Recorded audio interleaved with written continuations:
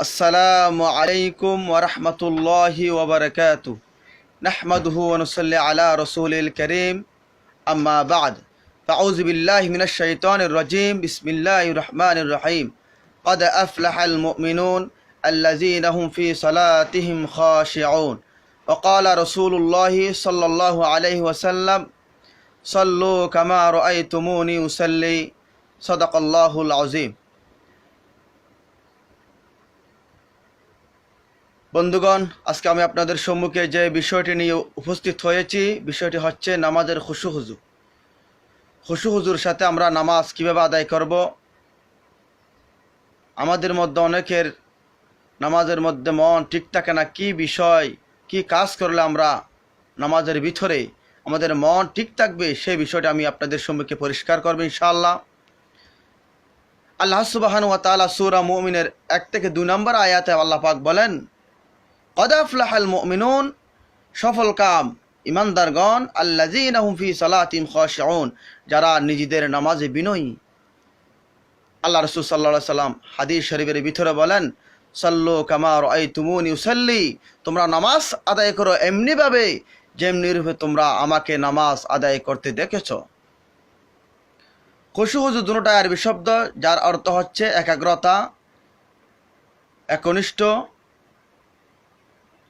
অর্থাৎ আল্লাহ সুবহানাহু ওয়া তাআলাকে হাজির নাজির মনে করে ধ্যান ধারণা ঠিক রেখে নামাজ আদায় করা। পৃথিবীর বুকে যত প্রাণী আল্লাহ পাক সৃষ্টি করেছেন তাদের দুটি রূপ রয়েছে, একটি হচ্ছে অভ্যন্তরীণ রূপ, আরেকটি হচ্ছে বাহ্যিক রূপ। বাহ্যিক রূপ যেমন মানুষের শরীর, অভ্যন্তরীণ যেটা রূপ রয়েছে সেটা হচ্ছে রূহ।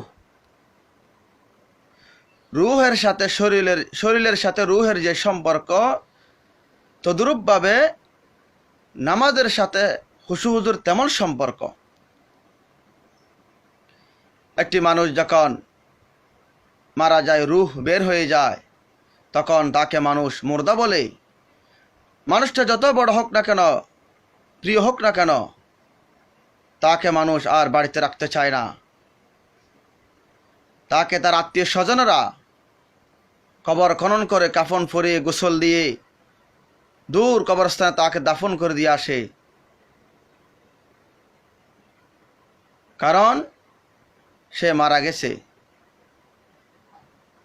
অথচ যে মানুষটাকে না দেখলে, আড়াল হলেই বুক ফেটে যেত, আজকে মারা যাওয়ার পর তাকে দাফন করে দিয়ে আসছে। কারণ সম্পর্কটা ছিল রুহের সাথে, শরীরের সাথে নয়।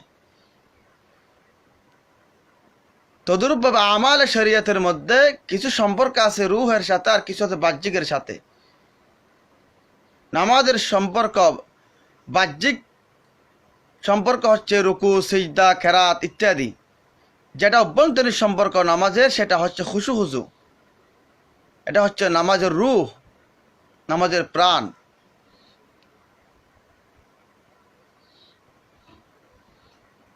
আল্লাহ রসুল সাল্লাল্লাহু আলাইহি ওয়াসাল্লাম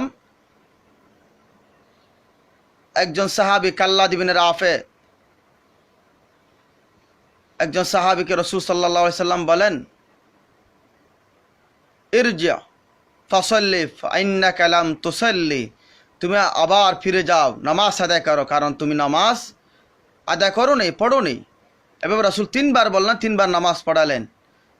সাহাবী জিজ্ঞাসা করলেন, ইয়া রাসূলুল্লাহ, আমি তো এর সে সুন্দর নামাজ কি? রাসূল তাকে নামাজ শিক্ষা দিলেন।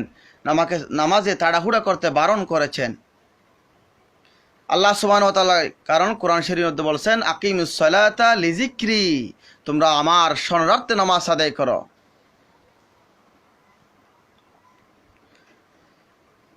সাহাবায়ে কেরামরা নামাজ আদায় করেছে কান্নাহুম আলা রুউসিমুত তায়র, তাদের মাথার উপর পাখি যেমন বসা আছে, এমনভাবে তারা তাদের ধ্যান ধারণা কাফারের আঘাতে, বুলেটের আঘাতে জারজারা হয়ে যাচ্ছে, তারপরেও নামাজ ছাড়ে না। কারণ নামাজের মধ্যে খুশু হুজু থাকতে হবে।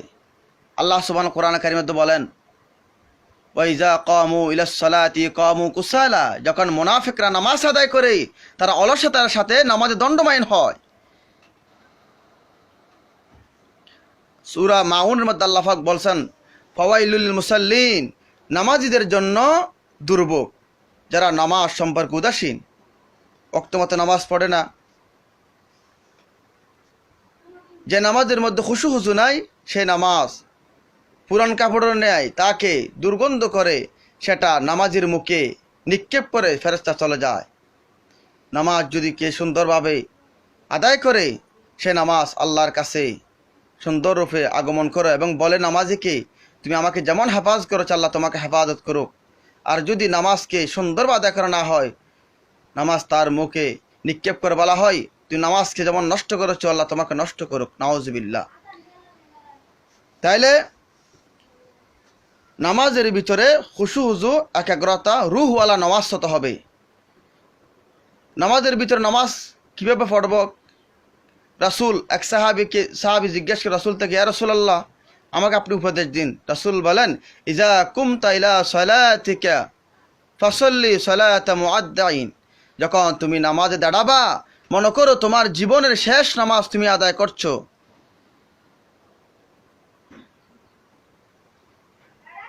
একজন সাহাবী রাসূল থেকে জিজ্ঞেস করলেন, হযরত জিবরিল আলাইহিস সালাম এসে বলেন, মাল হাসান ইয়া রাসূলুল্লাহ, হে রাসূল হাসান কি? রাসূল বলেন, আনতা আবুদাল্লাহ কাআন্নাকা তারাহ ফাইন লাম তাকুন তারাহু ফাইন্নাহু ইয়ারাক, এমনভাবে তুমি ইবাদত করবা, মনে করবা যেন তুমি আল্লাহকে দেখতেছো। আর যদি তোমার অন্তরে না আসে আমি আল্লাহকে দেখি না, তুমি মনে মনে খেয়াল রাখবা, আমি তো আল্লাহকে দেখি না, কিন্তু আল্লাহ আমাকে ঠিকই দেখছেন। এটা হলো ইহসান, আল্লাহকে দেখে দেখে ইবাদত করা। সেজন্য